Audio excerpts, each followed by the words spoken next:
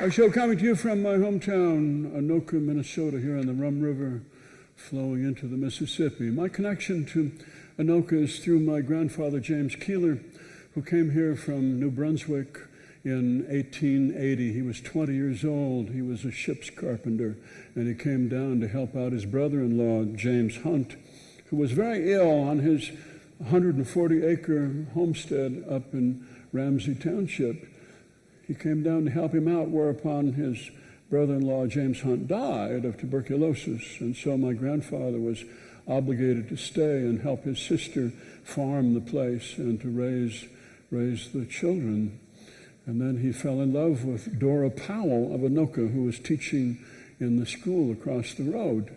And then he began his own family. They were all born at home out there up in Ramsey Township. My father was born there. I was born at Dr. Mork's Maternity Hospital on Ferry Street in Anoka. It was a big old white frame house. A lot of people here were born in the same place. Across from where it used to be, it's been torn down, there's a wall, a low stone wall along Ferry Street. You can see it, a wall that was built by my great-uncle Albert, and my father helped him with that. My father graduated from Anoka High School in 1931, graduated into the Depression, and he depended on his relatives to help him out, as his father had helped his brother-in-law. My father went to work for my great-uncle Lou, who had the pure oil station here in Anoka. He helped Uncle Allie, who was a contractor, and he went to work in the Anoka post office, and then he went off into the Army. I was born in 1942. So this is my hometown, but more than that, it's my hometown because it's a place where my memory keeps coming back to this place when I was a child. There are whole swatches of my 50s and 60s I can't remember much at all. But I remember Uncle Jim's farm. I remember Uncle Jim and Grandma. I remember my grandmother in the kitchen baking bread on a wood stove and the smell of ash and kerosene in the air. And I remember how Grandma whistled under her breath. She whistled hymns, one of her favorite hymns. O thou in whose presence my soul takes delight, on whom in affliction I call, she would whistle.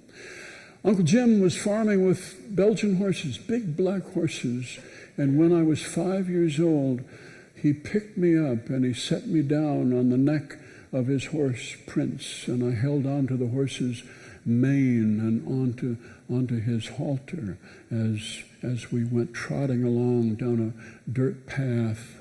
Uncle Jim got off the hay wagon to open the gate, and on into the hayfield we went. You remember these smells. I remember when I was 5 years old and I was playing in the haymow, and I fell through a hole in the haymow, and I dropped down where the cows were. I hit my head on a little concrete bumper there in the bull's pen, and Uncle Jim came in and grabbed me and carried me into the house, and Grandma laid me on a couch, and she put some brown paper, wet brown paper, which had some medicinal value. She put this on my forehead, and I lay there and was made a big fuss over. For the first time in my life, I felt the comfort, the pleasure of being an invalid.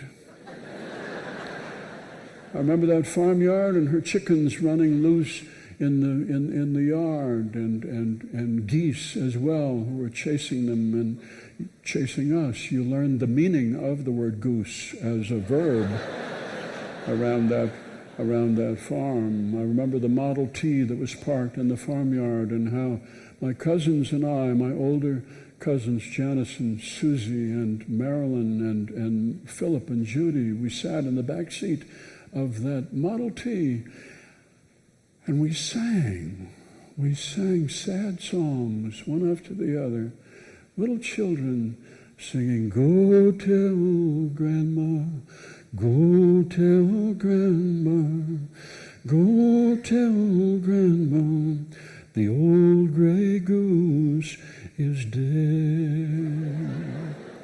They were country people. They moved to the city for employment, but they were country people still. My parents never bought any food, canned or frozen, that they could freeze or can themselves. It was shameful to pay money for something that you could do yourself. That was part of their belief. They were honor-bound not to pay outlandish prices for things. I remember the experience of walking into a cafe with my parents, and they looked at the menu and it cost too much, and we got up and we walked out because it went against their beliefs somehow. As Christians, they expected to be translated at any moment into scenes of glory. The rapture, the second coming, was right there on the horizon. But in the meantime, my mother patched our clothes, and she darned our socks, and she collected our old cast-off clothing, and she ripped them into strips, and she knotted them into rugs. And in August, we picked tomatoes by the bushel, and we made stewed tomatoes from the garden. We scorched and we peeled them, and we boiled them in a pressure cooker, make 60 or 70 quarts of stewed tomatoes. Sunday dinner was always pot roast and gravy and vegetables from the garden, either fresh or canned. And if you grew up in a house with a garden and you ate fresh sweet corn, fresh from the garden, nothing ever will taste that good to you for the rest of your life. If company were there on Sunday, we would hold back and let them have seconds first. And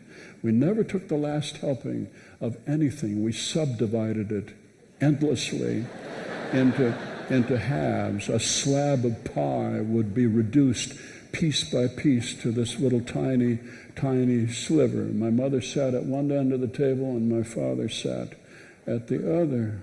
And he said the blessing before every meal, and it was always the same words, word for word. They were country people. My father and his brother Lawrence, younger brother, were very close. They were very dear friends. Uncle Lawrence was an accountant. He went to work for the First National Bank of Anoka. My father worked in the post office, and he was a carpenter. But they stayed close all their lives. We were sanctified brethren. The brethren of Anoka split from the brethren we were part of in Minneapolis, but that didn't affect Lawrence and John. They stayed as close as ever. My Uncle Lawrence came down and helped my father pour concrete to build the basement, to build our house, and set concrete blocks in walls. They were country people. They stayed close, and you were always welcome in the other's house. Once when I was in college, I remember driving up to Anoka with my dad, and my dad said, I'm going to drop in at the bank and see Lawrence, who by then was president of the First National Bank. Having a Keillor be president of the First National Bank, I now realize, standing here, may have been responsible for Lyle Bradley giving me a higher grade than I deserved in biology. There may have been teachers who thought I was Lawrence's son, and so they thought about their mortgage, and they gave me a boost. But anyway, he was the president of the First National Bank, but it didn't change a single thing. I asked my dad, driving up to Anoka, I said, do you have an appointment? And my dad said, I don't need an appointment. He's my brother. They were country people. They were country people. Didn't matter who you were always welcome. You're always welcoming to your family. That's the news from Lake Wobegon. That's all I have to say. Good to be here in Anoka.